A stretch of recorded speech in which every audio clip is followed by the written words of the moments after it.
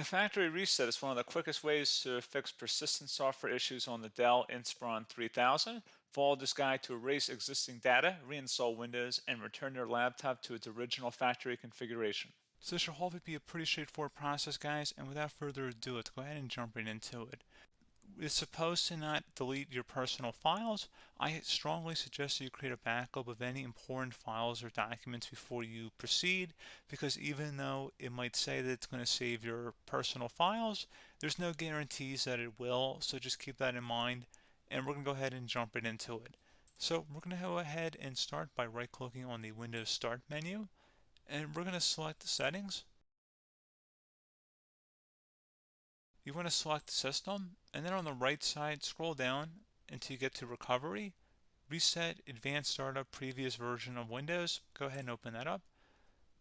So we're going to start by going underneath Recovery Options, reset this PC, choose to keep or remove your personal files, then reinstall Windows. Go ahead and select Reset PC. Underneath Choose an option, Keep My Files removes apps and settings but keeps your personal files. Now, like I said, there's no guarantee, but you still want to create a backup, but we are going to select that for today's tutorial here. And it's going to ask how would you like to reinstall Windows. I usually do a local reinstall, so that's what I'm going to select. And current settings is going to reinstall Windows from this device, and then we're going to select next again. This shouldn't take too long here, guys. And resetting will change settings back to their default, keep personal files, reinstall Windows from this device, remove all apps and programs, and you can also view what apps will be removed. This will take some time and your PC will restart. These are the apps that will be removed, so take note of that. So you're definitely going to have to reinstall some stuff once it's done. So it looks like I accidentally closed out of there, so I'm just going to go back to exactly where we were. And we're just going to go ahead and proceed with the reset here and select reset.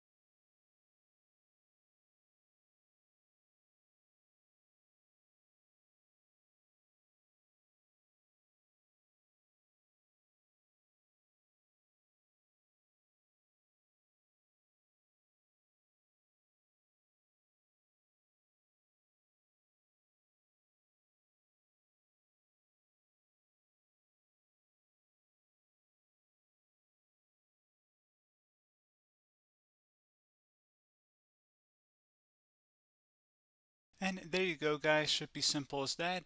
Go ahead and reinstall any of the applications that were removed. You can see a list of them by clicking on the link that's going to be on our desktop here. And that's pretty much it, guys. So, as always, thank you for watching this brief tutorial. Do hope I was able to help you out, and I do look forward to catching you all in the next tutorial.